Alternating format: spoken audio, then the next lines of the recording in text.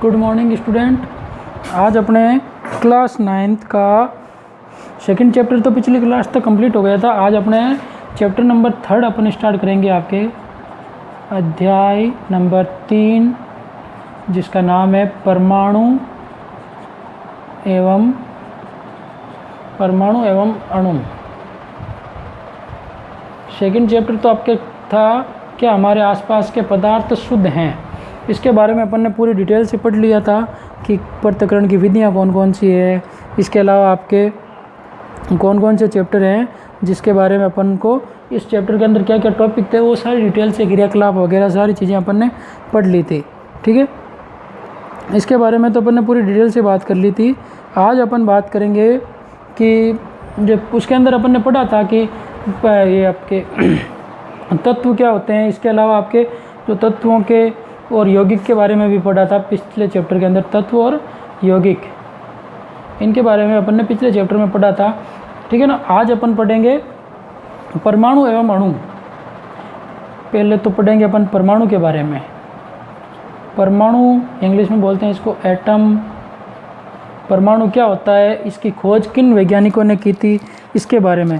तो सबसे पहले इसके बारे में किसने बताया था, इन सब के बारे में अपन पढ़ेंगे डिटेल से कि प्राचीन काल में सबसे पहले परमाणु के बारे में किसने बताया, फिर उसके बाद में उनका वैज्ञानिक संशोधन किसने बताया कि वैज्ञानिकों ने क्या बताया कि परमाणु की खोज किस प्रकार से हुई है या परमाणु की परिभाषा क्या हो सकती है।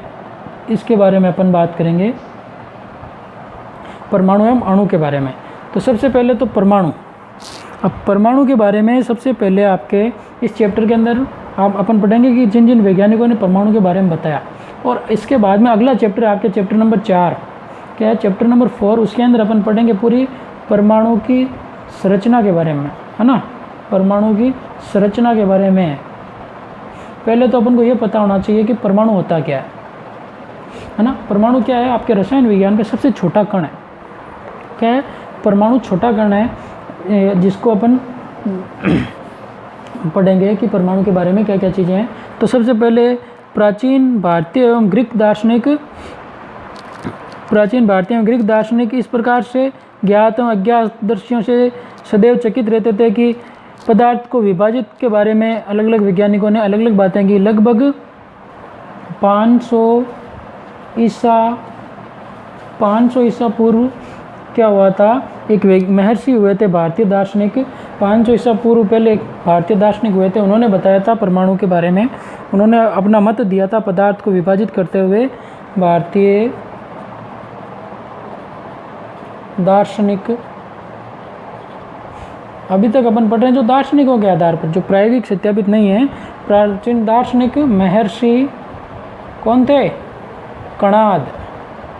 महर्षि थे कणाद, है ना। महर्षि कणाद ने बताया था, ने प्रतिपादित किया था कि यदि हम इन्होंने कहा यदि हम पदार्थ तो अपन ने फर्स्ट चैप्टर में पढ़ लिया था। पदार्थ, इसको द्रव्य भी बोलते हैं, है ना। पदार्थ को विभाजित करते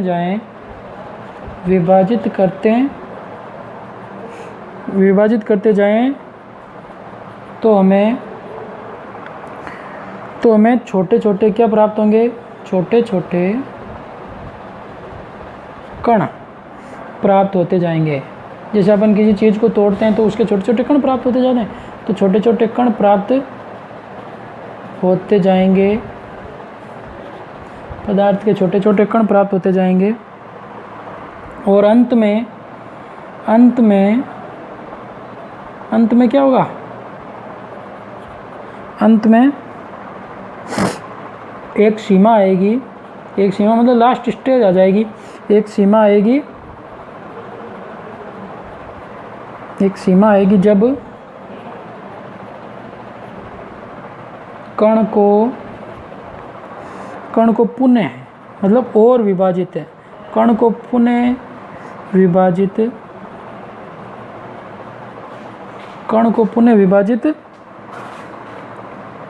नहीं किया जा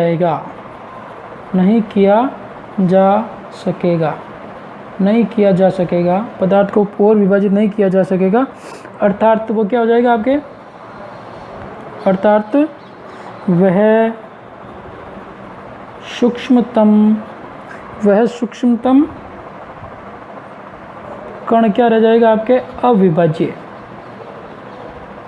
अविभाज्य होगा, अविभाज्य रहेगा।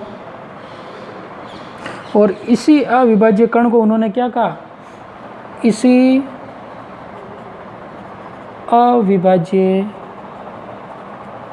अविभाज्य कण को किसने, महर्षि कणाद ने अविभाज्य कण को क्या कहा उन्होंने, परमाणु कहा। अविभाज्य कण को परमाणु कहा। किसने कहा था, प्राचीन भारतीय दार्शनिक कौन थे, महर्षि कणाद। तो महर्षि कणाद के अनुसार परमाणु क्या है, परमाणु किसे कह सकते हैं अपन, महर्षि कणाद के अनुसार परमाणु उसे कहेंगे अपन कि यदि हम कोई पदार्थ लेते हैं और पदार्थ को विभाजित मतलब उसको तोड़ते हैं, जैसे टुकड़े करते हैं, है ना। जैसे अपन ने ये डस्टर लिया, इस डस्टर को मैं पहले इसके 2 टुकड़े करूँगा, फिर 4 टुकड़े करूँगा, फिर इस छोटे छोटे बहुत छोटे छोटे टुकड़े करता रहूँगा और छोटे छोटे कणों में प्राप्त होते जाएंगे। जैसे जैसे तोड़ेंगे अपन छोटे छोटे कण प्राप्त होते जाएंगे और अंत में एक सीमा, एक स्टेज ऐसी आ जाएगी जिसके अंदर जब कण को अपन क्या है पुनः विभाजित नहीं किया जा सकेगा। उस कण को अपन, एक सीमा ऐसी आ जाएगी कि अपन तोड़ते तोड़ते उस कण की लास्ट स्टेज आ जाएगी, उसके बाद में अपन और नहीं तोड़ सकेंगे। और वो कण क्या होगा, अविभाज्य। अविभाज्य का मतलब उसको अपन और नहीं तोड़ सकेंगे। और इसी अविभाज्य कण को उन्होंने क्या कहा, परमाणु। किसने, महर्षि कणाद ने।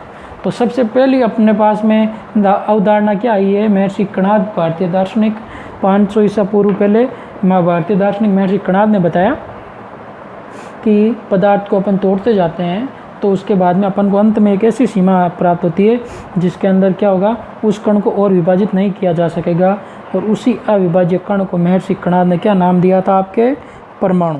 तो पहली अवधारणा अपन ने पढ़ी है महर्षि कणाद के अनुसार, कि महर्षि कणाद ने बताया कि अविभाज्य कण, पदार्थ का अविभाज्य कण जिसको और नहीं बांटा जा सके, उसे अपन क्या कहेंगे, परमाणु कहेंगे। ये तो हो गई आपके किसके अनुसार, महर्षि कणाद के अनुसार परिभाषा। तो अपन ने पहला मत किसके बारे में पढ़ा है, परमाणु के बारे में। किसने बताया आपके परमाणु के बारे में, सबसे पहले बताया है महर्षि कणाद ने। तो इस तरफ मैं नाम लिख देता हूँ आपके, सबसे पहले बताया था महर्षि कणाद ने। अब इसके बाद में अपन आगे पढ़ते हैं परमाणु के बारे में। और वैज्ञानिक हुए हैं जिन्होंने बताया महर्षि कणाद के बारे, बाद में हुए थे एक भारतीय दार्शनिक। ये तो हो गया पहला। अब नंबर 2 है आपके भारतीय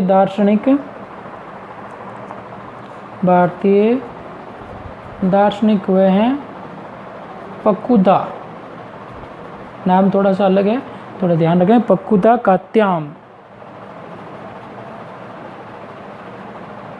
कात्याम ने इस मत को विस्तृत रूप से और समझाया और कहा कि पकुदा कात्याम ने समझाया और बताया, विस्तृत रूप से समझाया और कहा कि ये कण क्या है, सामान्यतः संयुक्त रूप में पाए जाते हैं जो हमें द्रव्य के विभिन्न रूपों को प्रदान करते हैं। मतलब इन्होंने क्या कहा, पकुदा कात्याम ने, सबसे पहले तो कणाद ने कह दिया कि अविभाजित कण होता है और जिसको अपन और विभाजित नहीं कर सकते उसको अपन कह सकते हैं क्या, परमाणु कहा। इसके बाद में भारतीय दार्शनिक हुए थे पकुदा कात्याम कणाद के बाद में। उन्होंने कहा, विस्तृत रूप से समझाया और कहा कि ये कण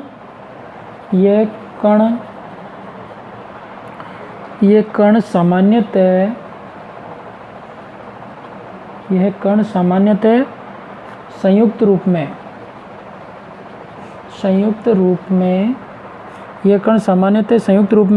पाए जाते हैं। क्या होते हैं, संयुक्त रूप में होते हैं, मतलब विभाजित रूप में नहीं होते हैं, संयुक्त रूप में होते हैं। संयुक्त रूप में पाए जाते हैं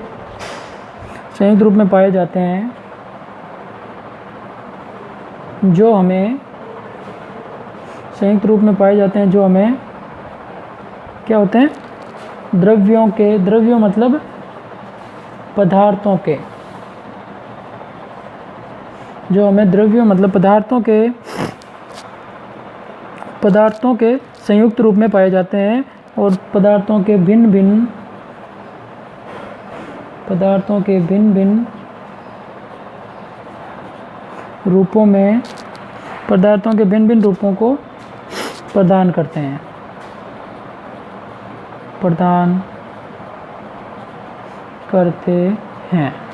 तो अपन ने पढ़ा सबसे पहले महर्षि कणाद के अनुसार, फिर दूसरा पढ़ा भारतीय दार्शनिक पखुदा कात्यायान ने बताया, और इसको कणाद को परिकल्पना को विस्तृत रूप देते हुए समझाया कि ये कण सामान्यतः क्या होते हैं, जो उन्होंने कहा ना कि उनको और विभाजित करते जाएं तो एक अवस्था ऐसी आ जाती है जिससे वो और विभाजित नहीं होता है, उस कण को उन्होंने परमाणु कह दिया। तो पखुदा कात्यायन ने इसको विस्तृत रूप में बताया कि ये कण सामान्यतः क्या होते हैं, संयुक्त रूप में होते हैं, मतलब जुड़े हुए रहते हैं, पाए जाते हैं, और जो हमें द्रव्यों के भिन्न भिन्न रूपों में प्रदान करते हैं, द्रव्यों को मतलब पदार्थों को भिन्न भिन्न रूप प्रदान करते हैं। क्या करते हैं, पदार्थों को अलग अलग प्रकार के रूप प्रदान करते हैं। ये किसने बताया, आपके पखुदा कात्यायन ने। तो अपन ने परमाणु के बारे में क्या पढ़ा, दूसरी परिकल्पना पढ़ ली। सबसे पहले पढ़ा महर्षि कणाद के अनुसार, दूसरी पढ़ी अपन ने पखुदा कात्यायन कि परमाणु के जो कण है, अविभाज्य कण, वो तो संयुक्त रूप में होते हैं और पदार्थ को भिन्न भिन्न रूप प्रदान करते हैं। ये हो गई आपके दूसरी परिकल्पना। अब है नंबर 3, दूसरी पढ़ ली अपन ने पखुदा कात्यायन की, और नंबर 3 पढ़ेंगे, दूसरी तो हो गई आपके पखुदा कात्यायन। अब नंबर 3 अपन पढ़ेंगे ग्रीक दार्शनिक। क्या है, लगभग इसी समय पखुदा कात्यायन के साथ साथ में ही एक ग्रीक दार्शनिक हुए थे, उनका नाम है आपके ग्रीक दार्शनिक हुए थे, ग्रीक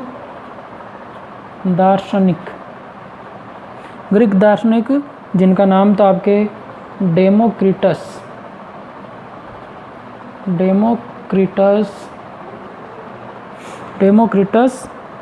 एवं ल्यूसिपस।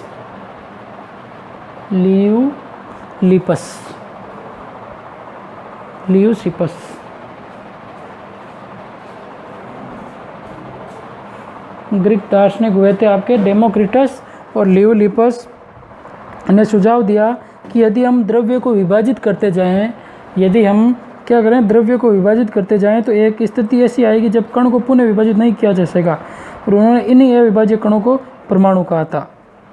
और यही सुझाव दार्शनिकों विचारों पर आधारित था, जो 18वीं सदी के अंदर प्रायोगिक रूप से सत्यापित हुआ। तो महर्षि कणाद ने यही बताया, पखुदा कात्यायन ने यही बताया, और डेमोक्रिटस ल्यूसिपस ने क्या कहा, सुझाव दिया कि यदि हम, इसका भी मैं लिख के बता रहा हूँ आपको, यदि हम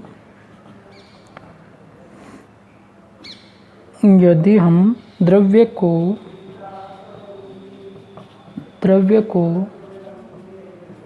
विभाजित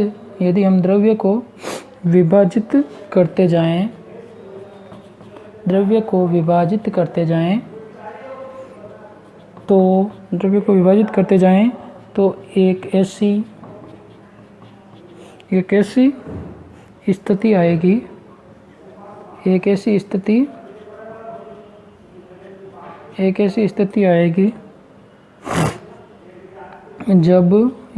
स्थिति आएगी, जब प्राप्त कण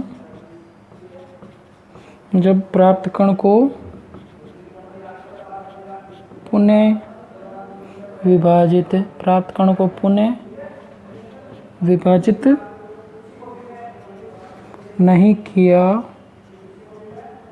नहीं किया जा सकेगा। जो अपन ने क्या पढ़ा, महर्षि कणाद के अनुसार परिभाषा थी, वही उससे संबंधित ही है, नहीं किया जा सका, और उन्होंने इन अविभाज्य कणों को क्या कहा, परमाणु का। और इन अविभाज्य कणों को क्या कहा, अविभाज्य कणों को परमाणु कहा। तो 3 परिभाषाएं, 3 वैज्ञानिकों दार्शनिकों के अनुसार अपन ने क्या पढ़ ली, परमाणु के बारे में बात कर ली। सबसे पहले महर्षि कणाद के अनुसार, फिर पखुदा कात्यायन, फिर डेमोक्रिटस ल्यूसिपस के अनुसार कि यदि हम द्रव्य को विभाजित करते जाएं तो एक ऐसी स्थिति आएगी जब प्राप्त कण को पुनः विभाजित नहीं कर सकेंगे और नहीं तोड़ पाएंगे, और पुनः विभाजित नहीं कर सकेंगे तो इस अविभाज्य कण को ही क्या कहेंगे अपन, परमाणु कहा जाएगा। इस अविभाज्य कण को ही परमाणु कहा जाएगा। तो इस प्रकार से अपन ने तीनों के आधार पर परमाणु की परिभाषा पढ़ ली। और इन विचारों को, ये तो क्या थी आपके दार्शनिकों के अनुसार विचार थे कि दार्शनिकों ने परमाणु के बारे में क्या क्या बताया, दार्शनिकों के अनुसार विचार हो गए। अब इसके आगे अपन पढ़ते हैं आपके जो वैज्ञानिकों के द्वारा प्रायोगिक रूप से वैधता सिद्ध किए गए 18वीं शताब्दी के अंदर। मिटा दूँ ये तो आपके 3 दार्शनिक हो गए, 2 तो भारत के हो गए, 1 ग्रीक दार्शनिक हो गए, महर्षि कणाद, पकुदाकात्याम, और ग्रीक दार्शनिक थे डेमोक्रिटस, लियोलिपस, इन्होंने बताया। अब इसके आगे अपन पढ़ते हैं 18वीं शताब्दी तक कोई प्रायोगिक कार्य नहीं हुआ था। ये किसकी पहले की बातें हैं आपके, 18वीं शताब्दी से पहले की बात है, शताब्दी 18वीं शताब्दी से पहले की बात है। ये 18वीं शताब्दी से पहले की बात है, जब तक वैज्ञानिकों ने इसके बारे में कुछ नहीं बताया था। फिर उसके बाद में अपन ने क्या है, इसके आगे की बात करेंगे अपन कि इससे पहले तो किसने बताया आपके 18वीं शताब्दी से पहले तो ये 3 वैज्ञानिक थे, जब तक प्रायोगिक सत्यापन नहीं था। ये क्या अवधारणाएं थी वैज्ञानिकों की। अब इसके बाद में 18वीं शताब्दी के अंत तक वैज्ञानिकों ने तत्व एवं यौगिकों के बीच क्या कर लिया था, विभेद कर लिया था। बीच भेद को समझा तथा स्वाभाविक रूप से पता करने के लिए इच्छुक हुए तत्व कैसे संयोग करते हैं, किस प्रकार से संयोग करते हैं, मतलब तत्व किसे कहते हैं। अपन पिछले चैप्टर में अपन ने पढ़ ली थी 18वीं शताब्दी के अंत में कि तत्व तो क्या होते हैं, जैसे आपके हाइड्रोजन है, हीलियम है, लिथियम है, बेरिलियम है, बोरोन है, कार्बन है, नाइट्रोजन है, ऑक्सीजन है, फ्लोरीन है और नियॉन है। ये आपके 1 से लेकर 10 तक तत्व हैं। तो ये क्या तत्व, ये तत्व किस प्रकार से संयोग करते हैं, किस प्रकार से जुड़ते हैं। जैसे आपके यौगिक बना हुआ है NaCl, एक क्या है यौगिक है, ये किन किन से मिलकर बना हुआ है। एक तो Na, कौन सा है आपके सोडियम, और एक है आपके Cl, क्या है क्लोरीन। इन 2 तत्वों के निश्चित संयोग से मिलकर बना है क्या NaCl, साधारण नमक, या इसको अपन क्या कहते हैं साधारण नमक। ये किस प्रकार से बना, ये भी अपन डिटेल से बात करेंगे, इस चैप्टर में है आपके फॉर्मूला निर्माण, अणुसूत्र निर्माण की प्रक्रिया। तो तत्व के बारे में तो विभेद हो गया था कि 18वीं शताब्दी के अंदर तक तत्व और यौगिकों में क्या क्या अंतर हो सकते हैं। ये अपन ने पिछले चैप्टर में इनकी परिभाषा पढ़ ली थी और किस प्रकार से हो सकते हैं। ठीक है, तो इससे पहले अपन ने बात कर ली थी 18वीं शताब्दी तक। फिर उसके बाद में एक वैज्ञानिक हुए थे, कौन, 18वीं शताब्दी के अंत में एक वैज्ञानिक हुए थे एंटोनी एल लेवोजियर, जिन्होंने रासायनिक संगठन के आधार पर रासायनिक संयोजन के 2 महत्वपूर्ण नियम दिए थे। क्या दिए थे, इसके बाद में इन तीनों के बाद में तो परमाणु के बारे में विस्तृत अवधारणा तो आपके एक वैज्ञानिक हुए थे डाल्टन, जॉन डाल्टन हुए थे। उन्होंने बताया था कि परमाणु के बारे में प्रायोगिक रूप से सत्यापन करके बताया था। और इसके बाद में तो मैं आपको एक बार बेसिकली बता ही देता हूँ आपको, सिंपल सी। अगले चैप्टर में अपन इसकी संरचना पढ़ेंगे, लेकिन मैं आपको बता देता हूँ। जैसे ये परमाणु होता है, एकदम अच्छे से बना रहा हूँ थोड़ा, ये आपके परमाणु हैं। ये परमाणु के अंदर क्या होते हैं, बीचों बीच में होता है आपके एक नाभिक होता है, जिसके ऊपर क्या होता है धनावेश होता है। इसको तो अपन बोलते हैं नाभिक।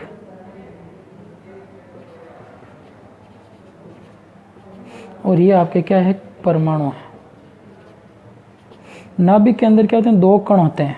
क्या क्या होते हैं 2 कण होते हैं नाभिक के अंदर। एक तो होता है आपके प्रोटॉन और एक होता है आपके न्यूट्रॉन। इसके ऊपर होता है आपके धनावेश और ये होता है आपके उदासीन न्यूट्रल। और इसकी कक्षा के अंदर आपके पाए जाते हैं इलेक्ट्रॉन। तो परमाणु के अंदर कितने कण होते हैं आपके 3 कण होते हैं, 3 मूलभूत कण होते हैं। प्रोटॉन नंबर 2, इलेक्ट्रॉन, और नंबर 3 होता है आपके न्यूट्रॉन। 3 कण होते हैं। इसके ऊपर होता है आपके पॉजिटिव, इसके ऊपर नेगेटिव, और ये आपके उदासीन। तो इस प्रकार से प्रोटॉन के ऊपर 3 कण हो गए आपके। प्रोटॉन के ऊपर प्लस धनावेश, इलेक्ट्रॉन पर ऋणावेश और न्यूट्रॉन पर उदासीन। ये 3 कण होते हैं।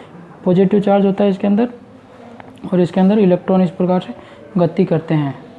पहली कक्षा में 2 इलेक्ट्रॉन होते हैं, दूसरी क्लास में क्या होते हैं आपके 8 इलेक्ट्रॉन होते हैं, और तीसरी में इस प्रकार से 18, 2, 8, 18, 32, 50, ये इस प्रकार से क्रम चलता रहे। ये तो परमाणु की संरचना। ये परमाणु के बारे में किसने बताया था? जॉन डाल्टन ने बताया था। ठीक है, जॉन डाल्टन ने बताया था परमाणु के बारे में। और इससे पहले अपन बात करें तो 18वीं शताब्दी के अंत में क्या हुआ था? रासायनिक संयोजन के 2 नियम प्रतिपादित हुए थे। रासायनिक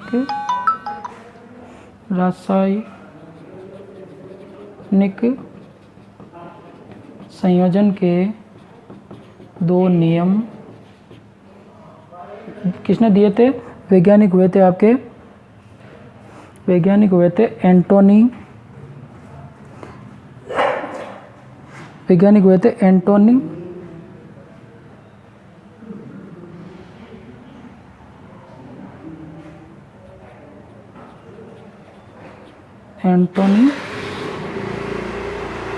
एल